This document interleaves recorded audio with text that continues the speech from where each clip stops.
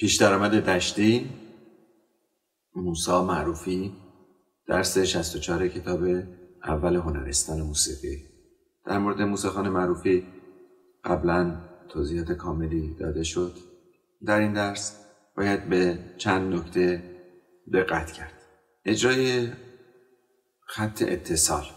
وقتی بین دو نوت غیر همنام خط موربی میگذاریم، اون دوتا بهش میگیم خط اتصال و اون دو نوت باید با ربط بیشتری به هم اجرا بشن. آقای حسین علیزاده و آقای ارشد طهماسبی در مجموعه‌های آموزشی خودشون یک استاندارد تعریف کردن و اون این بود که وقتی ما خط اتصال بین دو نوت میگذاریم، اونها رو با تکریز به هم دیگه وصل خواهیم کرد، مگر اینکه علامت دیگه‌ای روی نوت اول قرار بگیره، مثل تی. وقتی تی بیاد ما با ریز پر اونها رو به هم وصل میکنیم. در حالت اجرا با حالت تکریز ما تکی محکم میزنیم، ریز میکشیم و به نوت بعدی با ریز میریم. در حالتی که تی بنویسیم روی نوت اول، اون دو نوت رو با ریز به هم وصل میکنیم، دیگه تکی ابتدایی رو نمیزنیم. اما در مجموعه‌های دیگه که این استاندارد رعایت نشده، از جمله همین کتاب، در اجرای خط اتصال ما میتونیم کارهای مختلفی رو انجام بدیم. یکی از اونها این هست که دو نوت رو با حالت تک و اشاره به همدیگه وصل کنیم. مثلا یا به قبل، یا همون اجرا با تکریز که گفته شد، یا به صورت ریز چپ. نوت دوم چپ میخوره، نوت اول یه ریز کوتاهی داره.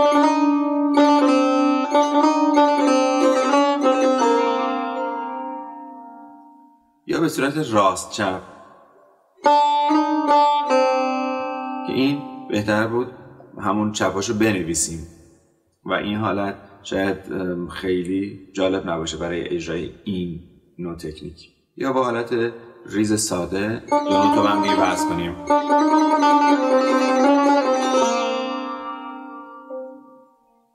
نکته دومی که باید در این قطعه بهش دقت داشته باشیم نوت‌های زینت هست.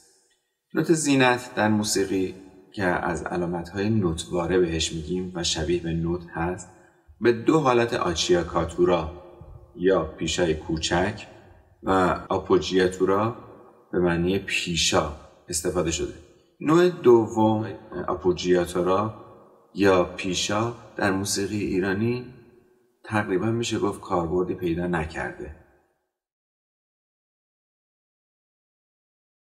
پیشا یا آپوجیاتورا که به معنی تکیه کردن یا مایل شدن یا تمایل یافتن در زبان ایتالیایی هست، به نوتی گفته میشه که خیلی ریز قبل از نوت اصلی نوشته میشه، حتما با خط اتصال به نوت اصلی وصل میشه، یا بالاتر از نوت اصلی که بهش میگیم فوقانی، پیشای فوقانی، یا پایینتر از نوت اصلی قرار میگیره، بهش میگیم پیشای تحتانی و هیچ موقع همسان نیست با نوت اصلی. معمولا در ضرب قوی اجرا میشه، یعنی موقعی که پا میخوره پایین همزمان با خوردن پا به اجرا در میاد و برابر با نصف نوت اصلی و در حالتی که نوت نقطه دار باشه یا در میزانهای ترکیبی باشیم 2/3 نوت اصلی رو شامل میشه و بعد بقیهش به نوت اصلی وصل میشه. اگر نوت اصلی با خط اتحاد به نوت دیگه‌ای وصل شده باشه، اون پیشا برابر با خود همون نوت اول هست. از لحاظ زمانی. و اینکه چرا ما خود نوت رو نمی نویسیم و به این شکل با این علامت اون رو مشخص میکنیم جای سواله. اما آچیاکاتورا که در زبان ایتالیایی به معنی لگد کردن، خرد کردن یا له کردنه، همون علامتی است که ما در موسیقی ایرانی بسیار بهش توجه میکنیم. بهش میگیم نوت زینت، پیشای کوچک.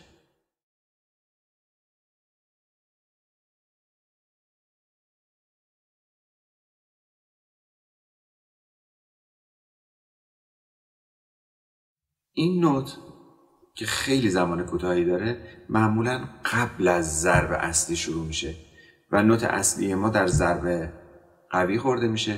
اون نوت زینت کمی قبل از ضرب اصلی به صدا در میاد. در پیانو معمولا نوت پیشای کوچک و نوت بعدی خودش رو با هم اجرا میکنن نوازنده‌های پیانو و بعد نوت زینت رو بر میدارن سریع و صدای نوت اصلی میمونه. در تار و ستار ما اون رو با یک مضرب راست یا چپ به نوت اصلیمون وصل میکنیم.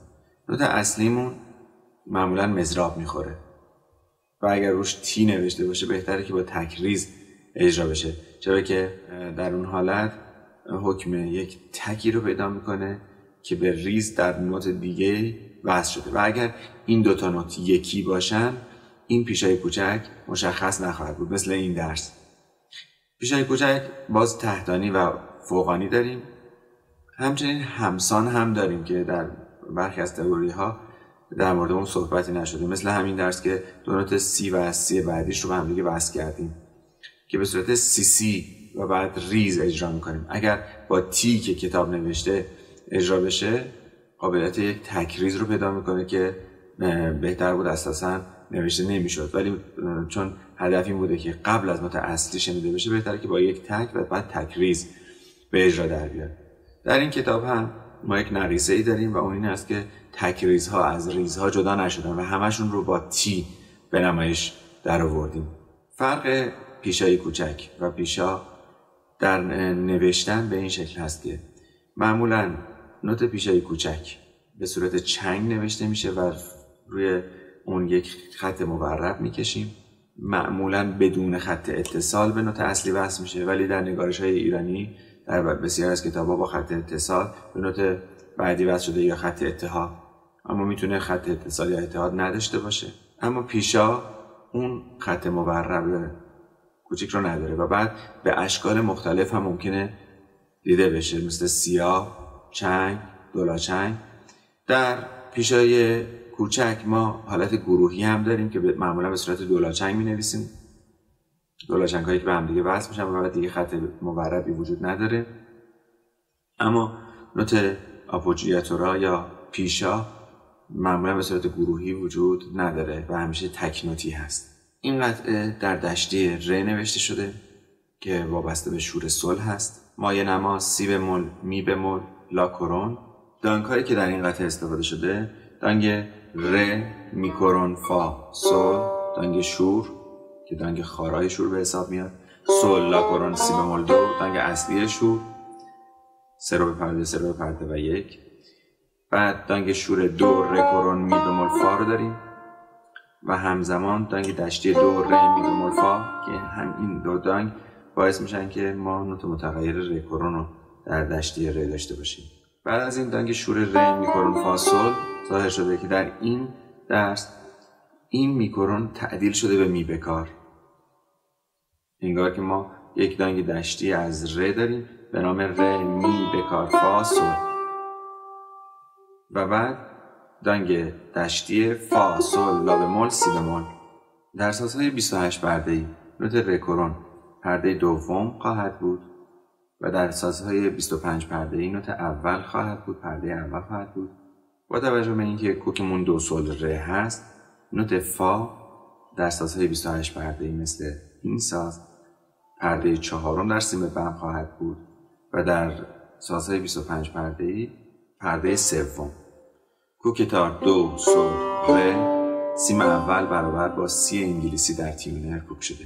سول سول ر ر فا ر رم ر دور دو سی دو، فا فا دو دور سی دو، رم ر دور دو سی سی، فا می ر دو سی لا سول، فا سول لا سی دو ر می دو، فا می ر دو ر می ر،